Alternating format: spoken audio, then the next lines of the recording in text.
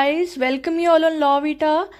आज हम लोग इस लेक्चर में कन्वीएंसिंग डिस्कस करेंगे। राइट, देखो कन्वीएंसिंग, ड्राफ्टिंग, प्लीडिंग, ये सभी इंपॉर्टेंट टूल्स कंसिडर किए जाते हैं for an advocate for his good advocacy skills. Right, तो कन्वीएंसिंग क्या होता है? देखो ये जो शब्द है ना, कन्वे, अगर हम इसका लिटरल मीनिंग भी समझे तो कन्वे मतलब अपनी बात को किसी और को डिलीवर करना या ट्रांसफर करना, है ना, कोई बात कहना। He is conveying his opinions, he is conveying his speech. So conveyancing का जो मतलब है, ये वो आर्ट है ड्राफ्टिंग की, the drafting of deeds, the drafting of legal documents, जिसमें एक पर्सन अपनी land, that is a immovable property, या तो लैंड ट्रांसफर करता है या उस लैंड के अंदर कोई इंटरेस्ट ट्रांसफर करता है दूसरे पर्सन को। तो इस पर्पसेस के लिए जो लीगल डॉक्यूमेंट, जो डीड प्रिपेयर किया जाता है, वो जो आर्ट है ड्राफ्टिंग की, that is known as conveyancing. Right, I hope आप लोगों को समझ में आ गया होगा। एक बार रीड करते हैं। Conveyancing is the art of drafting of deeds and documents where by land और interest in land which is an immovable property is transferred from one person to another। देखो इसको ना आप लोग डिवाइड कर लो इंग्रेडिएंट्स में। पहला क्या, ये एक आर्ट है। आर्ट किस चीज की है? ड्राफ्टिंग की आर्ट है। और ड्राफ्ट क्या होना है? डीड्स या डॉक्यूमेंट्स ड्राफ्ट होना है। किस रिगार्ड में? वेयर अ लैंड और interest in land is transferred. तो किस चीज का हो रहा है? पहले लैंड या इंटरेस्ट इन लैंड का हो रहा है, और क्या हो रहा है? ट्रांसफर हो रहा है। और किसको हो रहा है? वन पर्सन से दूसरे पर्सन को, मतलब बिटवीन टू इंटरव्यूवर्स हो रहा है। तो देखो ये इसकी आपकी जनरल मीनिंग या आप डेफिनेशन कह सकते हो निकल के आ गई with the help of 6 basic ingredients. Right, आगे बढ़ते हैं। But the drafting of commercial and other documents is also commonly understood to be included in the expression. तो देखो वैसे तो कन्वीएंसिंग के अंदर नहीं होता है इंक्लूड, लेकिन इन जनरल पार्लांस ये भी कंसिडर किया जाता है कि जो भी कमर्शियल डॉक्यूमेंट्स वगैरह प्रिपेयर किए जाते हैं, ड्राफ्ट किए जाते हैं, तो वो भी कन्वीएंसिंग की एक्सप्रेशन में इंक्लूड हो जाते हैं। राइट, अब हम लोग ना कन्वीएंसिंग को समझने के लिए कुछ मोस्ट इंपॉर्टेंट डेफिनेशंस डिस्कस करेंगे। पहला है by Mitra's legal and commercial dictionary. It defines conveyance as the action of conveyancing, a means और way of conveyancing an instrument by which the title to property is transferred, a means of transport, vehicle, etc। ठीक है, तो ये एक action है, ये एक तरीका है, ठीक है, जिसके द्वारा एक इंस्ट्रूमेंट प्रिपेयर किया जाता है बाय विच एक प्रॉपर्टी का ट्रांसफर या किसी ट्रांसपोर्ट भी हो सकता है, प्रॉपर्टी लैंड हो सकता है, ट्रांसफर हो सकता, ट्रांसपोर्ट हो सकता है, व्हीकल हो सकता है, उसका जो टाइटल का ट्रांसफर है वो एक पर्सन से दूसरे पर्सन को किया जाता है।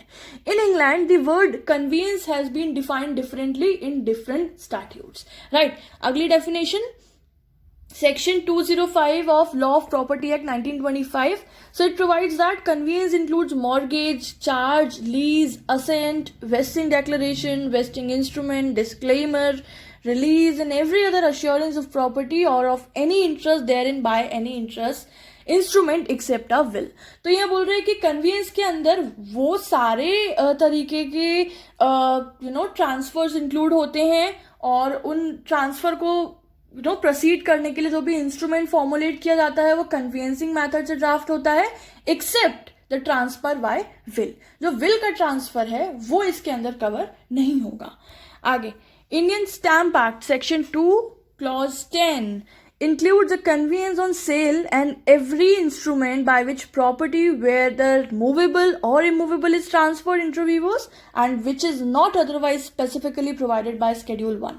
तो इस सेक्शन की डेफिनेशन में ये लिखा है कि कन्वीनियंस बेसिकली सेल से रिलेटेड होता है कि कोई भी पर्सन अपनी एक प्रॉपर्टी दूसरे पर्सन को ट्रांसफर करता है, फर्क नहीं पड़ता है वो मूवेबल है या इमूवेबल है, दोनों में से कैसे भी हो सकती है। तो इस तरीके की सेल का, जो प्रॉपर्टी का सेल होता है, जो ट्रांसफर होता है बिटवीन टू लिविंग बींग्स, उसके लिए जो इंस्ट्रूमेंट तैयार किए जाते हैं, ठीक है, दैट मेथडोलॉजी और that art of drafting is convenience. Okay, next by section 5 of transfer of property act.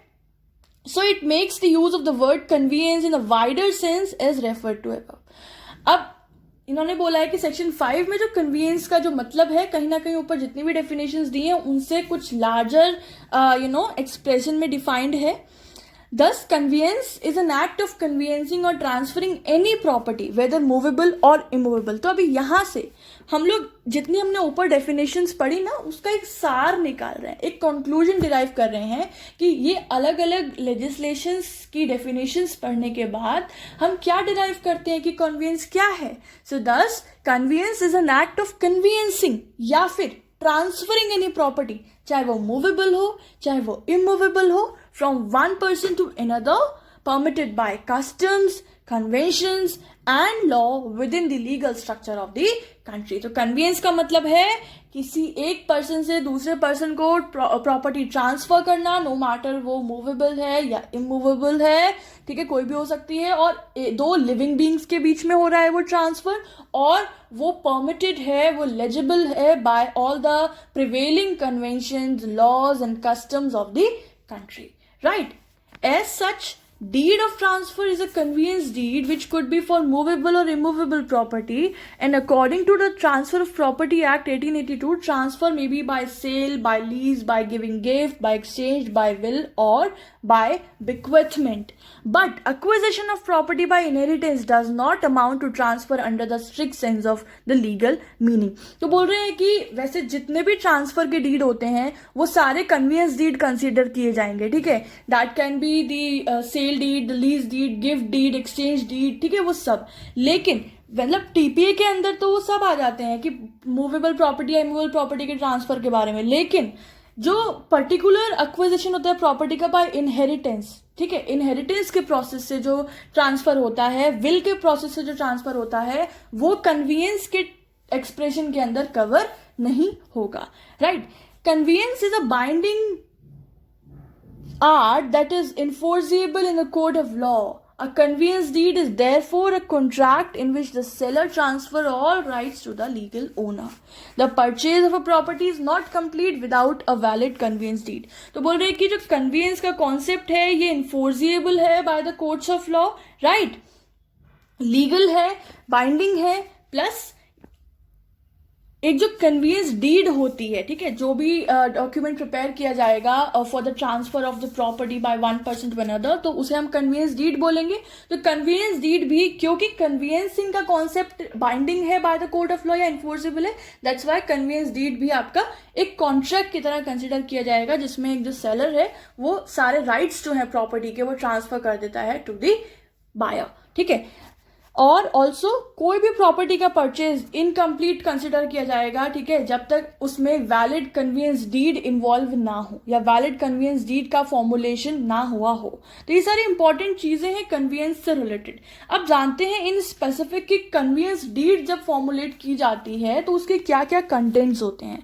पहला, the actual demarcation of the property, property की क्या विड्थ है, क्या लेंथ है, जितने भी डिमार्केशंस हैं, क्या साइज है, everything that should be clearly mention in the convenience deed. या फिर अगर लैंड के अलावा कोई भी और प्रॉपर्टी है उसके जो भी इंपॉर्टेंट एस्पेक्ट्स होते हैं that should be mention there in.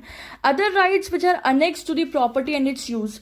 और प्रॉपर्टी के अलावा, मतलब प्रॉपर्टी तो ट्रांसफर हो ही रही है, उसके साथ साथ जुड़े हुए और क्या क्या राइट्स हैं जो कि ट्रांसफर होंगे, वो सब भी उसमें मेंशन होने चाहिए.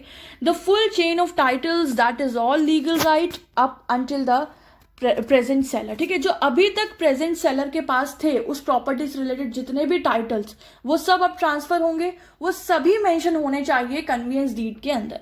The method of delivery of the property to the buyer, किस मेथड से, किस मोड से ट्रांसफर किया जा रहा है, वो मेथड भी, जो डिलीवरी हो रही है प्रॉपर्टी की वो किस मेथड से हो रही है, वो भी कन्वीनियंस डीड में मेंशन होना चाहिए.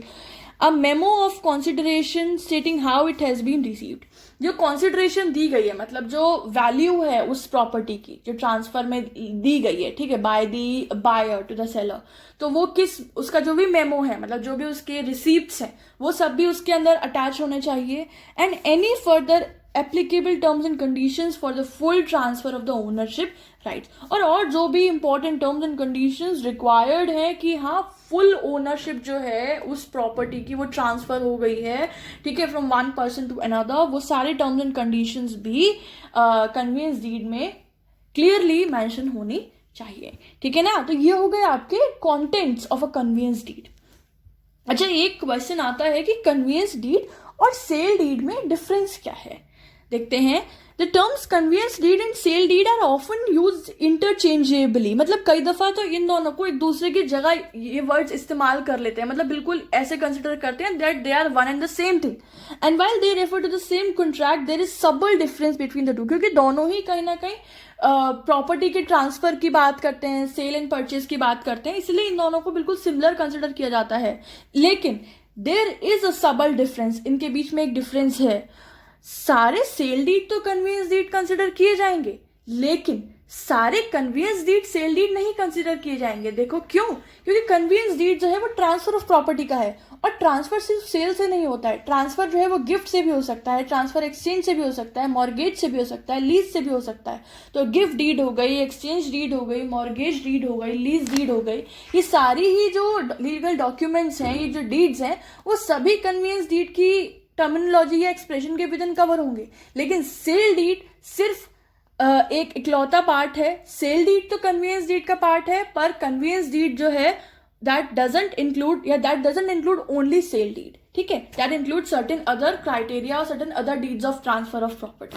तो ये एक इसका की डिफरेंस है, ठीक है। I hope it's clear as well. अभी प्रोसीजर क्या है कन्वीनियंस डीड को ऑब्टेन करने का? So the convenience deeds are governed by the registration act 1908। ये याद रखना, कन्वीनियंस डीड जो है वो रजिस्ट्रेशन एक्ट 1908 से गवर्न होते हैं। It is executed in non judicial stamp paper and registered bye presenting it at the nearest registrar office, ठीक है। तो ये एक नॉन जुडिशियल स्टैम्प पेपर पे एग्जीक्यूट होता है ये डीड। ये सारे इंपॉर्टेंट आपके टर्म्स हैं या इंपॉर्टेंट एस्पेक्ट्स हैं जो आपको अपने आंसर में लिखना ही चाहिए। ध्यान से सुनिए, समझिए और दिमाग में बैठा लीजिए। पहली बात बोला कि ये जो कन्वीनियंस डीड है ये रजिस्ट्रेशन एक्ट के थ्रू गवर्न होता है। ये जो कन्वीनियंस डीड है ये एग्जीक्यूट होता है on a non judicial stamp, और फिर उसको रजिस्टर किया जाता है bye presenting at the nearest registrar office, right. Now once the registration is done, the stamp duty and registration fees have to be paid। और जैसे ही आपका रजिस्ट्रेशन हो गया, फिर आपको जो भी कन्वीनियंस डीड फॉर्मुलेट करा रहे हैं उनको स्टैम्प ड्यूटी जो भी है, जो भी एप्लीकेबल रजिस्ट्रेशन फीस है उसको पे करना होगा। The stamp duty and registry charges are different state wise. और ये जो रजिस्ट्री चार्जेस होते हैं और स्टैम्प चार्जेस होते हैं ये वैरी करते हैं स्टेट टू स्टेट। तो ये कुछ जनरल मेथड जो है या जनरल प्रोसीजर के पार्ट्स हैं of for obtaining the convenience deed, right. Last concept है हमारे आज के इस लेक्चर का कि कन्वीनियंसिंग के ऑब्जेक्टिव क्या होते हैं भाई।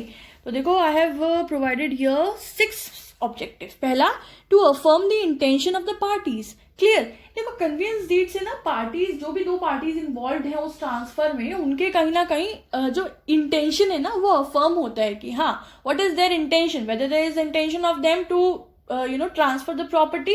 तो उस कन्वीनियंस डीड से वो चीज जो है लीगलाइज हो जाती है, उसकी वैल्यू जो है, उसकी अफर्मेशन जो है वो क्लियर हो जाती है। Second, to settle the conflicting claims between the parties. जो भी कॉन्फ्लिक्टिंग क्लेम्स थे वो सारे सेटल करने का इसका ऑब्जेक्टिव रहता है कन्वीनियंसिंग का। To convey the perfect title, कि जो भी परफेक्ट टाइटल होना चाहिए उस प्रॉपर्टी का उस चीज को कंफर्म करना, कन्वे करना, it is one of the objective of conveyancing. It is helpful to the court और ट्रिब्यूनल्स। ये कोर्ट्स और ट्रिब्यूनल्स के लिए भी इंपॉर्टेंट होते हैं, हेल्पफुल होते हैं। It is the best evidence admissible in law, very important. ये एक बहुत ही इंपॉर्टेंट एविडेंस या बेस्ट एविडेंस कंसिडर किया जाता है where any issue arise in regard to the transfer of any property, and to save the time and expense of the parties. तो ये टाइम फ्रेंडली भी होता है कन्वीनियंसिंग का प्रोसीजर, और ये आपका कॉस्ट फ्रेंडली या कॉस्ट इफेक्टिव भी होता है। तो ये इसके फंक्शंस कह लो, इंपॉर्टेंस कह लो, ऑब्जेक्टिव्स कह लो, one in the same thing. और यहाँ पे कन्वीनियंसिंग हमने पढ़ लिया, समझ लिया, इजी है, कुछ नहीं है। There are things are repeating, but ये है कि if the question comes in 10 marker और मोर देन दैट, और ये क्वेश्चन आ रहा है, तो देयर आर सर्टेन सब पार्ट्स। पहला आपका जनरल टर्म्स में कन्वीनियंसिंग क्या है वो एक्सप्लेन करो, फिर मैंने आपको 2-3 इंपॉर्टेंट डेफिनेशंस दी हैं वो लो, फिर आप एक कंक्लूड दो। मतलब हमने दिया था ना कि हमने ये सारी डेफिनेशंस पढ़ के क्या डिराइव किया कि what is actually wholesomely what is conveyancing. फिर आप बताओ कि इसके इंपॉर्टेंट कॉन्टेंट्स क्या है कन्वीनियंस डीड के, मतलब पहले कन्वीनियंस डीड समझाओ फिर इसके कॉन्टेंट्स बताओ। फिर हमने डिस्कस किया कि कन्वीनियंसिंग कि कन्वीनियंस डीड को ऑब्टेन करने का प्रोसीजर क्या है वो बताओ, और आप इसके ऑब्जेक्टिव्स भी बता सकते हो, ठीक है। तो दिस वाज इट गाइस। और कौन से टॉपिक्स हैं जिसके ऊपर आप लोग लेक्चर चाहते हो नोट्स चाहते हो वो मुझे कमेंट में बताओ, राइट? और whosoever is having the exam, I wish all of you a very good luck, guys. Do well, write well, and don't take stress. And take very good care of your health as well, and stay connected with Law Vita. More videos are lined up to be coming up very soon. Stay connected. Have a good day. Bye bye.